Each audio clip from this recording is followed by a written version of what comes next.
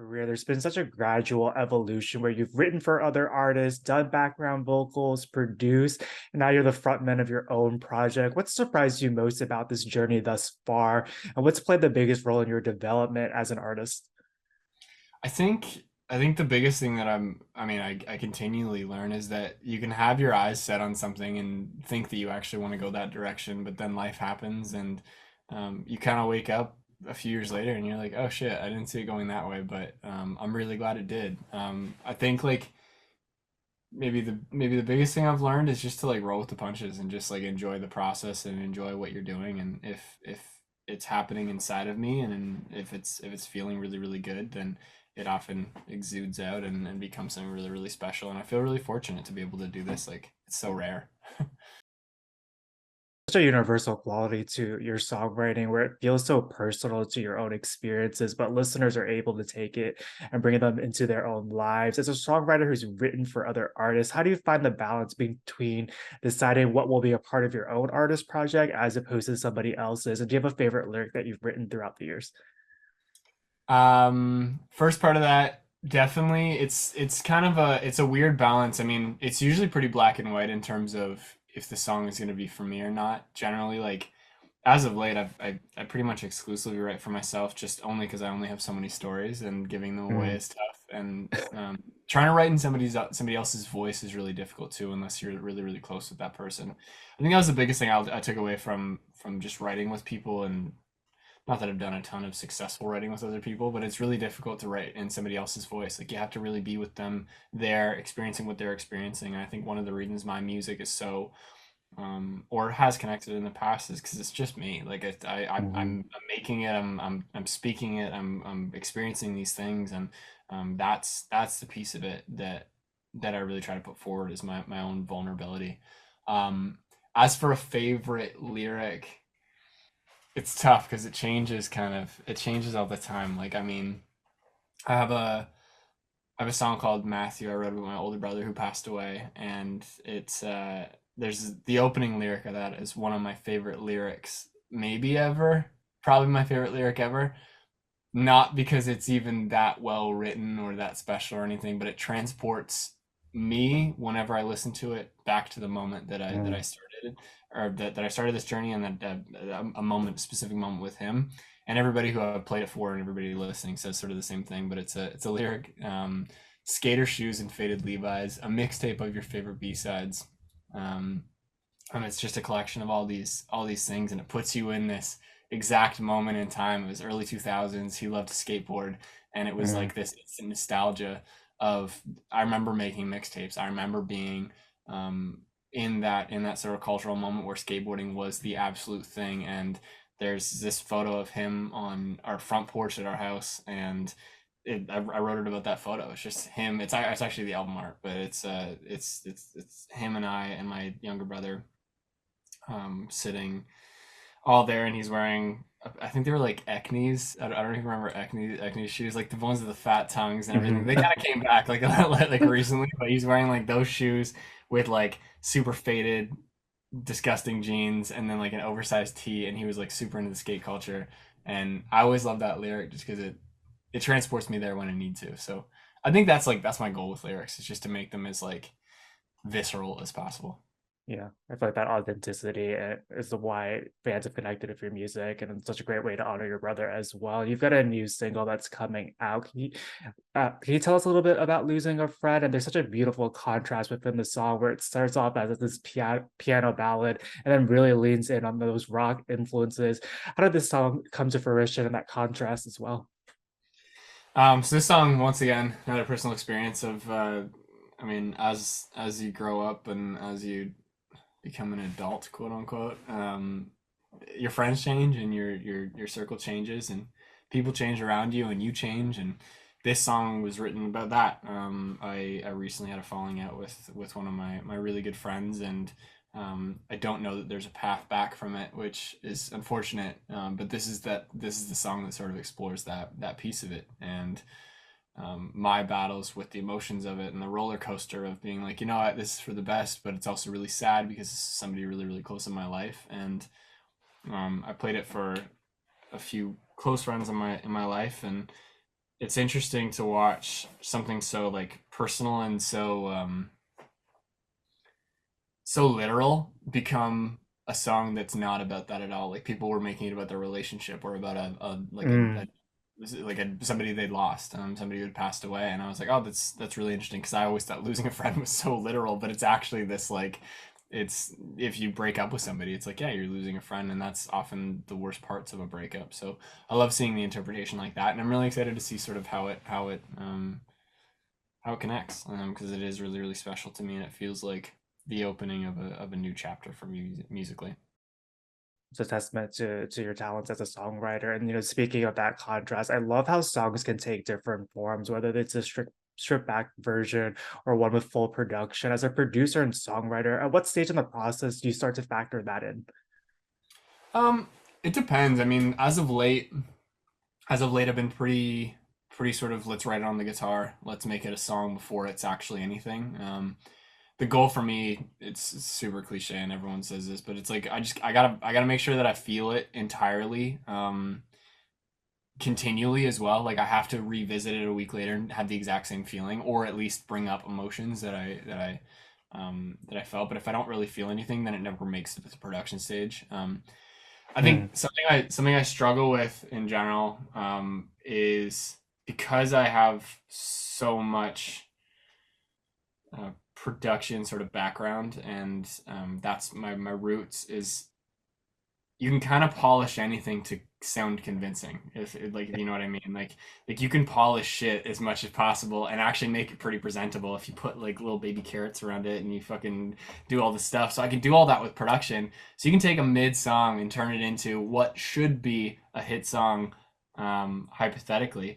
And that's really misleading for me because sometimes I'll listen to something and be like, oh mm, my god, the mix is awesome, all the sonics are great, um, the messaging is really really cool, the concept's awesome, but something doesn't feel human about it. Something's not lining up. And more often than not, it's an exercise to be like, well, get rid of all the fluff. What is the core of this, and what actually feels like anything? And for me, that's what I'm searching for at all times. So I think as of late, writing it on piano, writing it on guitar.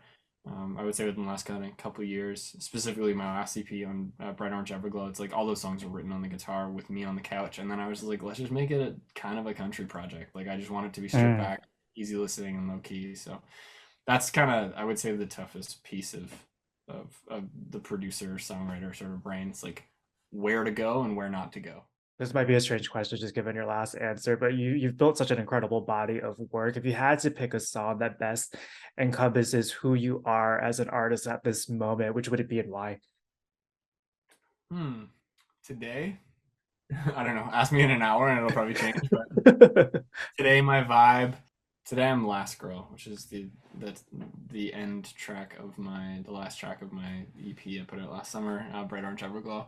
I think it's like really romantic. It's just like for me, it's a forever song. It just sounds like something I could throw on when I'm 80 and I'll still love it. I could a 15-year-old could hear it and be like, "Oh, that's sweet." Like I like that. And um I think my goal musically is just to create songs that will stand the test of time, and not Mhm. be super big and burn out. Like I'm very excited to take risks and I love trying things out, but for me the song always has to have guts. It's always got to have foundation. I don't want to make music for consumption. I want to make music that is consumable but is consumable forever.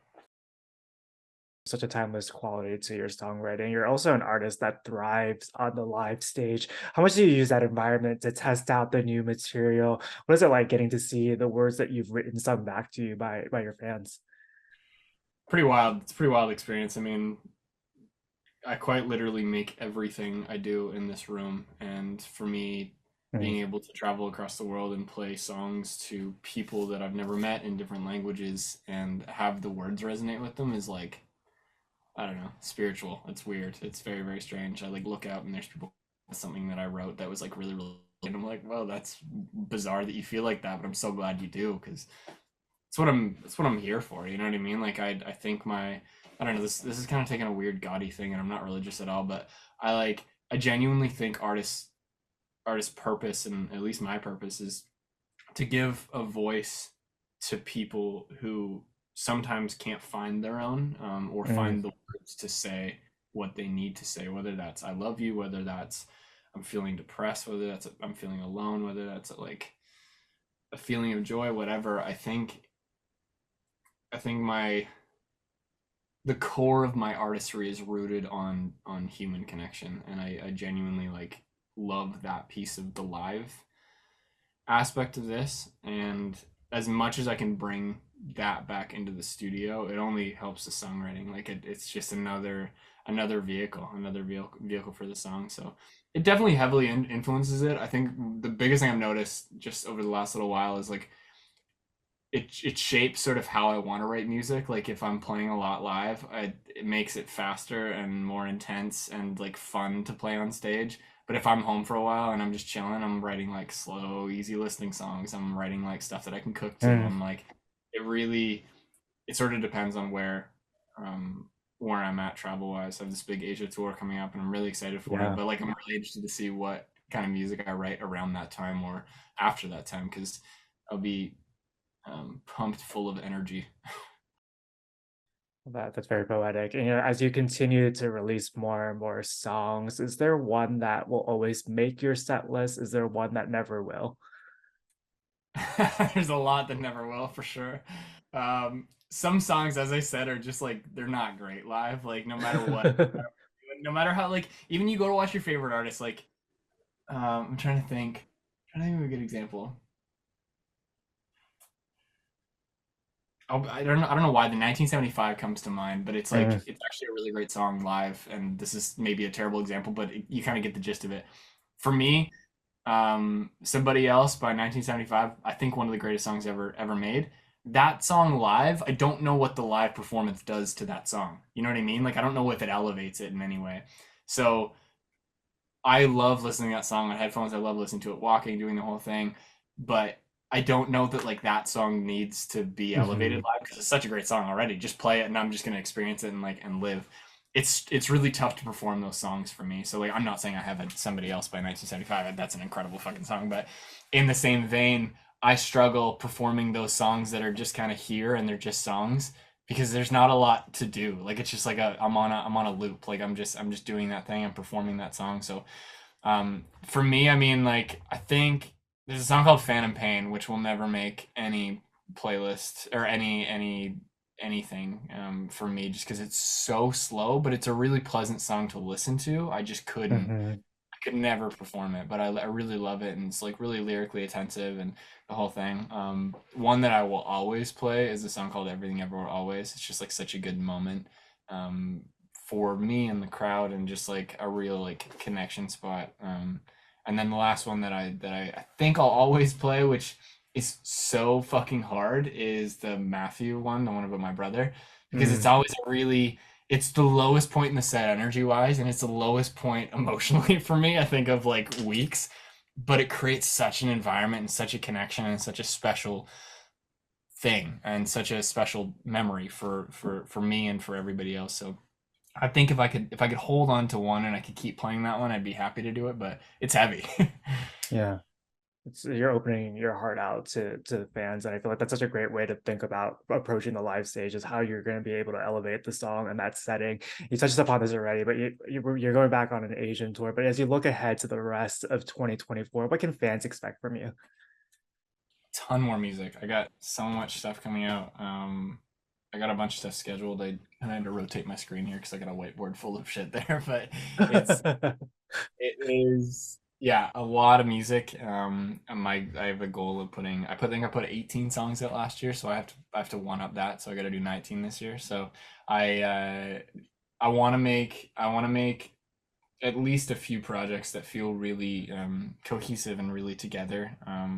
And be ready for some explorative genre stuff because I'm really leaning into some fun stuff and I'm really excited. I'm Nice. nervous to see what people think about it. I think this next project is like a good bridge project for me and be like, hey, here's sort of where I'm at right now. But the one after that is like it's pushed a little, which I like. I like Yeah. just pushing it a little.